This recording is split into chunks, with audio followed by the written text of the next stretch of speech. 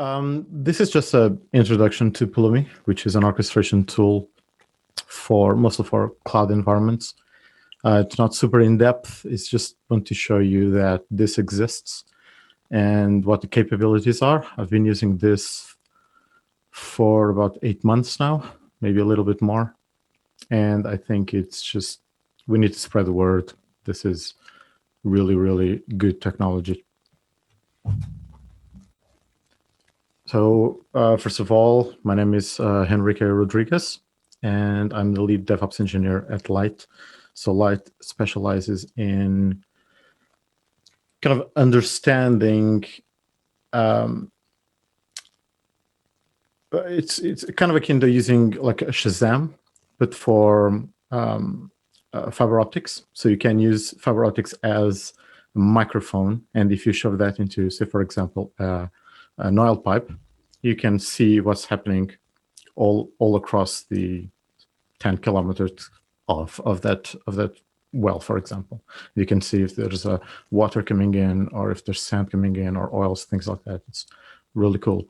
And I'm just overall a huge Linux nerd. You can check by the beard, by the hair. So I got all the credentials, and I've been using Linux for 20 years. And I had an intervention from my family about 17 years ago because I was using Linux too much, and that didn't work. So I kept on using it. But at the time I was using Gentoo on a PowerPC, so I think they had a point. And this is my email address if you want to reach out to me. So everybody knows that this is where you want to be, the immutable infrastructure and infrastructure as code. So you have a snapshot of a running infrastructure at all times. If you use version control, which you, of course, you should be using, then it gives you the full history of what happened, and more importantly, it should tell you why it happened. So there's no guesswork involved. And you've got all these tools available. And I'm going to talk a little bit of what was the path that LYTT took in choosing a tool for their infrastructure. So we had very few requirements.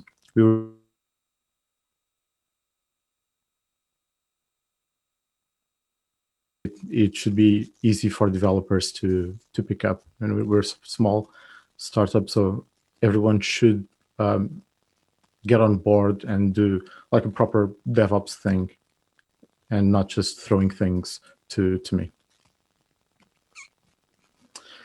So when I first joined, we had already some Terraform code.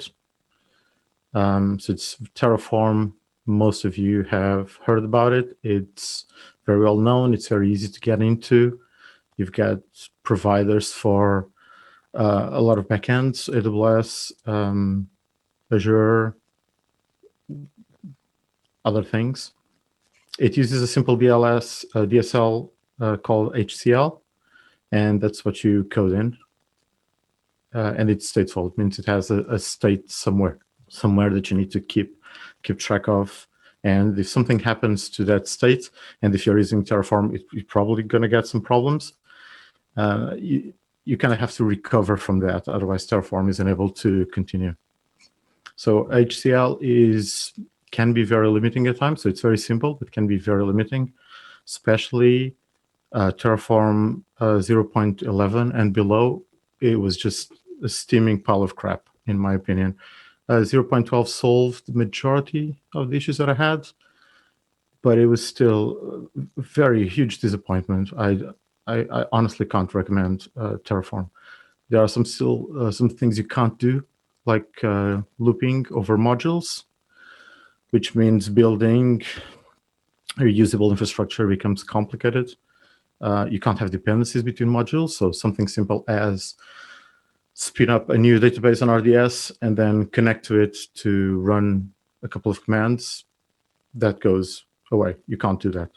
There are some racing conditions, and you don't know which one goes first. Now, all of this has a huge caveat of this might be out of date. I haven't been using Terraform for about a year now. Then I look at CloudFormation, which is AWS only, but it's AWS native, so you don't have to deal with states or anything like that. So AWS tracks that for you. So you can either code in YAML or JSON. I was very interested in using stack sets, which means you can describe your infrastructure once and then kind of throw at the accounts from one main account, and it will replicate those CloudFormation stacks on those accounts. It was very interesting, but not all AWS features are supported. And I mean, if you want to do something and if it's not supported, it's kind of a game over. I mean, you could technically use Lambda functions, but you don't want to do that. Next came the thing that I really like. I like Ansible a lot. I'm very biased. I've said that a couple of times in DevOps-Exchange. And contrary to the popular opinion, it can be used for cloud orchestration as well as setting up the machines. And so it's coded in YAML, and it's extensible with Python. So there's a lot of flexibility here. You're not stuck with something. The main issue, and I guess this is where Terraform really wins, is Terraform gets new features very quickly. Sometimes you know that AWS is going to release something if you read Terraform code and you say, oh, Terraform is releasing support for this, so AWS is releasing support for this. Ansible, unfortunately, is very community-driven in that sense, and you must wait for users to do that. On the other hand, it's very easy to do that yourself. I've done that a couple of times, and you actually don't get stuck. You can code around your stuckness. It's also stateless, so if there's nothing to break, let's say, in terms of states. The problem is, because there's no states, you need to account for the destruction of resources. So in Terraform, if you build an EC2 instance and then you delete that piece of code, Terraform will just destroy that instance. Ansible, you have to code everything. So you have to have a piece of code to bring up the infrastructure, and a piece of code to bring down the infrastructure. And if you're not used to this kind of thing, people can get confused, and you can lose track of what you've created, essentially. And of course, you can use tags, but some things you cannot tag. It can get messy. Then came Pulumi. So I was told by Pulumi, by some friends a couple of years ago, and I took a look. So it's at first glance, it's kind of like a project that somebody used Terraform and had the same feelings that I had. Like the underlying technology is good, but having to use HCL and all those limitations make it a crap technology to use, essentially. So they thought a bit outside the box, and they come up with this. So there is no DSL. Use real programming languages. At the moment, there are 4 supported technologies. You have TypeScript, Python, Go, and .NET. I don't say programming languages because you can use, in .NET, you can use a whole bunch of things, C#, F#, whatever works for you. You don't have problems with loops or dependencies because it's a real programming language. Just do a loop yourself, do a for, whatever. And one of the main problems that I've seen with the orchestration tools is support for upstream stuff. And they simply said, we don't want to deal with this problem. Terraform has great providers, we'll just use that. So they get the providers from Terraform. They automatically apply all those transformations to be able to be used by TypeScript, Python, Go, etc. And that's it. So when Terraform releases new versions of their providers, Pulumi releases new versions of their providers as well. So they don't lag too much. It's usually just, sometimes it's in the same day. But this is not for everything. So for example, the Kubernetes provider, they don't follow Terraform. They go straight to the kubectl API. And they generate, they're always up to date because they just go straight to the API. And they have a new provider for Azure. So they have a provider that tracks Terraform, and they have another provider that tracks the Azure API directly. This is very recent, but it shows you that if you automate all these processes, you don't have to wait for no one else to do the whole building of frameworks and libraries for you to use. It's stateful, same as Terraform, and it's very, very comparable to Terraform. So you've got your Pulumi preview, Pulumi update, Pulumi state export, things like that. You can delete a resource from a provider. You can do, I don't think Terraform was able to do this when I used it, but do a like a Pulumi refresh, which updates the state with whatever you've changed on the cloud provider. So if you change like a tag, for example, do a Pulumi refresh will update the state. And I think Terraform has that now as well. A big issue that I had was we have a mandate to use SSO, and their cloud offering does not allow you to use SSO unless you pay a lot of money. And I couldn't justify, because I wanted everyone to be able to look at Pulumi and code Pulumi and update it.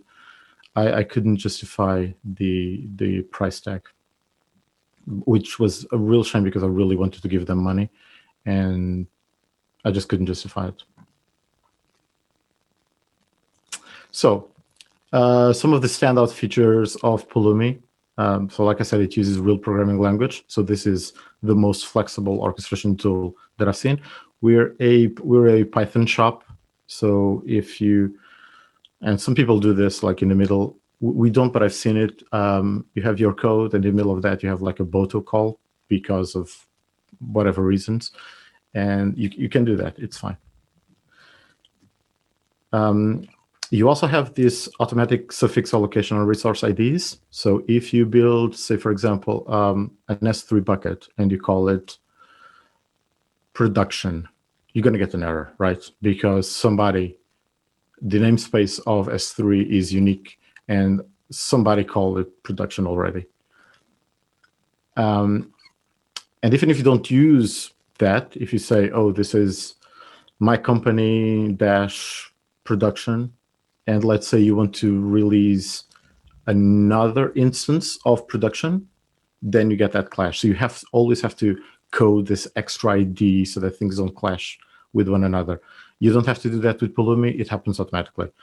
If you don't want to use that, you can override it, of course. So for example, if you're doing, so we're also using Azure for some things, for DNS hosting, for example. And one of the things we do is when you build the DNS record, you want that to be the DNS record. You don't want some random suffix allocated there. So you have this option. And you keep all states. So whenever you do an operation, that states get saved, versioned. So if you, unlike Terraform, if you break your state in Terraform, that's a bad thing. In Pulumi, if you break your state, just go back one step, and that's it. You have it there. And you can have multiple stacks per project as well, which may be akin to Terraform workspaces, I think. And the good thing about this is you can actually have stacks feeding into each other as well.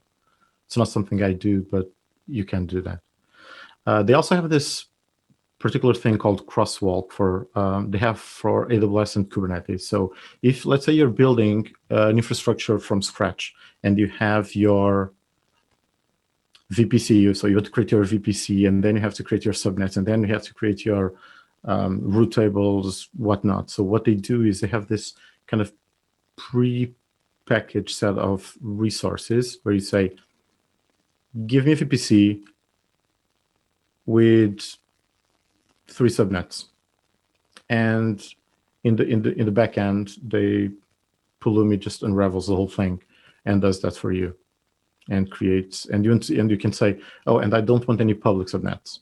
I think by default it creates one subnet per AZ, or 2, one public, one private. But you don't have to think about that. But this is only for TypeScript, and I wanted to use Python. And it also has support for secrets. So similar to Ansible. You can define your secrets on the configuration, and then it will just use that. But whenever you use that for an output, it also knows that the output has a secret.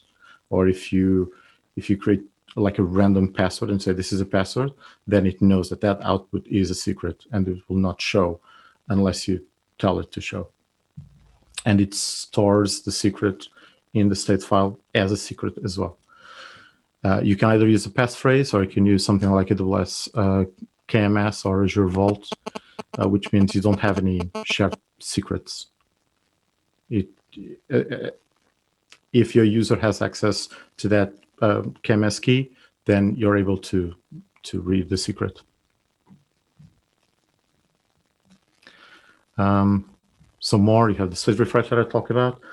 You have the transformations, which I haven't used this yet, but it's really great, which means when you create a resource, you can say, here are a set of transformations that should apply to that.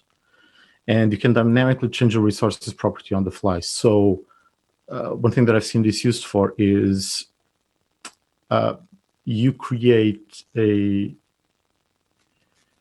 set of rules. So usually a Lambda function that will add something. So you could say, for every resource that is created, add tags.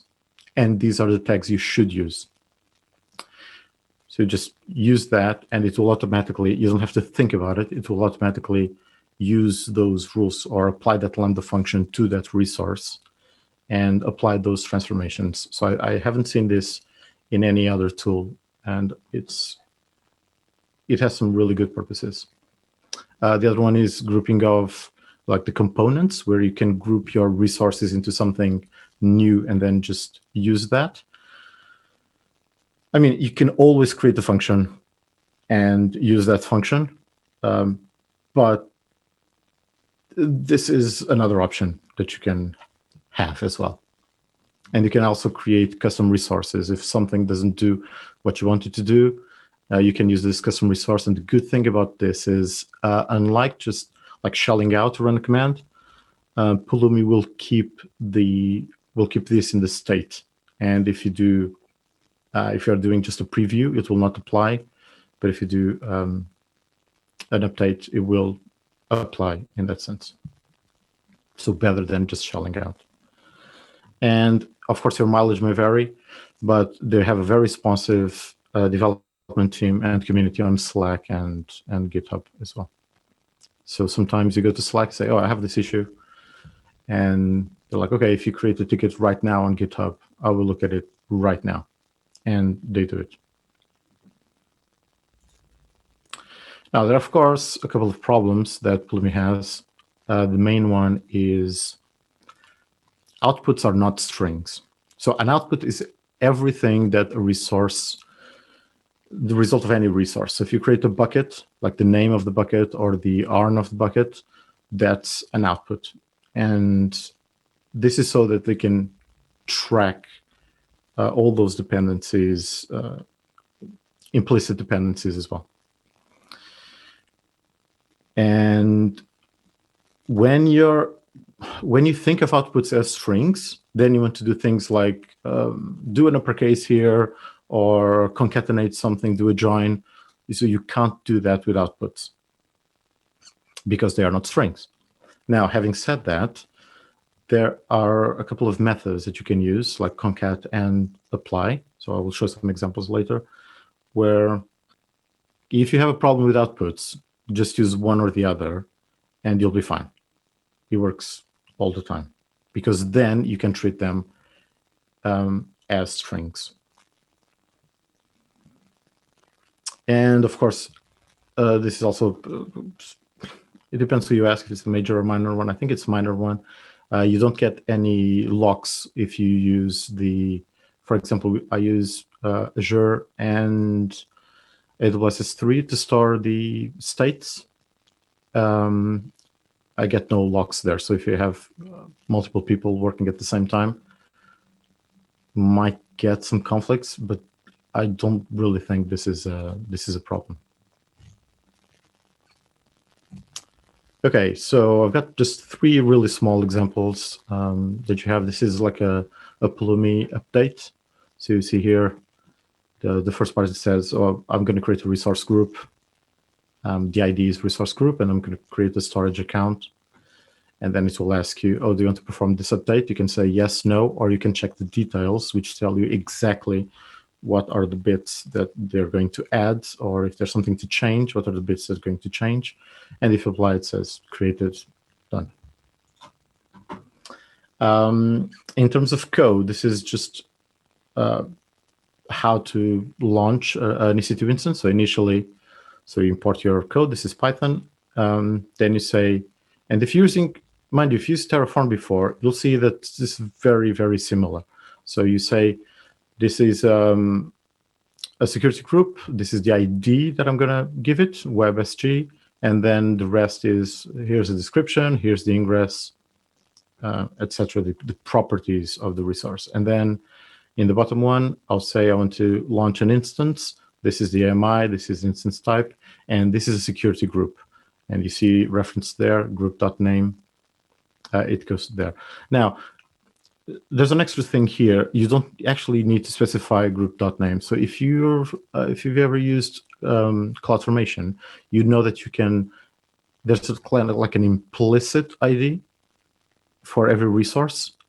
So here, if you could simply say group, Pulumi would say, oh, I know that for this type, for the security group, the resource that I want to target is the ID. In this case, might be that the name is the same thing, and it will just use that. So you could simply say group. Like, I'm not 100% sure if this will be the case here, but some things you don't need to be explicit about. And this is an example of the outputs stuff that I was talking about. So same as before, we create a server, and then you can have some debugs. Just print. Print is a useful debugging tool, so just print. You can say print, oh, I want to print the server ARN, that's fine.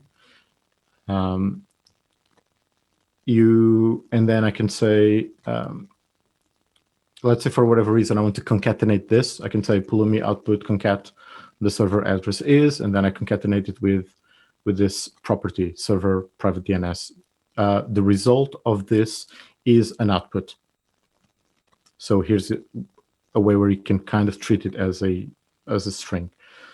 And then this is how you can use apply to have this information, which concatenate the whole thing. And let's say I wanted to do an export of this. And an export is something that is shown at the end of every Pulumi run. So it's akin to a Terraform output. And you can, if stacks have access to other stacks' outputs, so you can have multiple stacks and then they just feed on each other. I've used this a lot to give like the right information to developers. So if I'm creating a database, then I'll create an export to say, this is the URL of that database. If you want to poke around, don't need to go to AWS. Just list the exports and it will be there.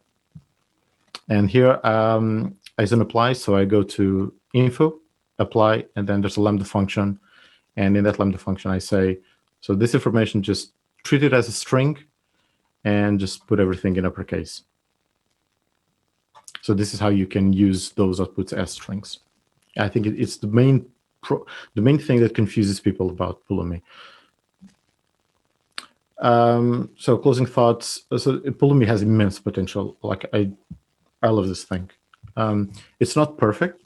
So it's still a fairly new project, but it's built on very good bedrock. Has a fast development lifecycle as well. You see, so when I start using it, they didn't have support for imports. Like you could, if you code your resource, you could say, oh, this is an alias of that, and Pulumi would understand and import that. But there was no explicit Pulumi import something. Now there is. So another thing that's missing is, so with Terraform can do Terraform state edit a resource, and then it will just edit that. You don't have that yet. I mean, they're working on it. You don't have that yet, but you can export the state, then you edit, then you import. It's the same thing. It's really. Another issue is if you do, so you have the Pulumi preview, which just shows you the changes, and they have a Pulumi update. And unlike Terraform, so when you do that with Terraform, it will show the preview, and then it will save that state. And when you do an apply, it will apply on that state that was changed. Pulumi has to recalculate the whole thing again. They don't do any caching between those two layers. In the end, it doesn't really matter that much. So it has to calculate it twice. That's it. Those two links is the most important things you need to know. So the first of all is the programming module. It will show you everything you need to know about Pulumi. Whenever I have problems with Pulumi, the answer is most likely on that page. And the other one is just the API for all the packages. So I've used AWS, Azure, Okta, and the Ansible. So it's nice that, for example, if I build a new application, I have code in there that says, oh, by the way, go to Okta and allow all users from my company access to that. And that's it.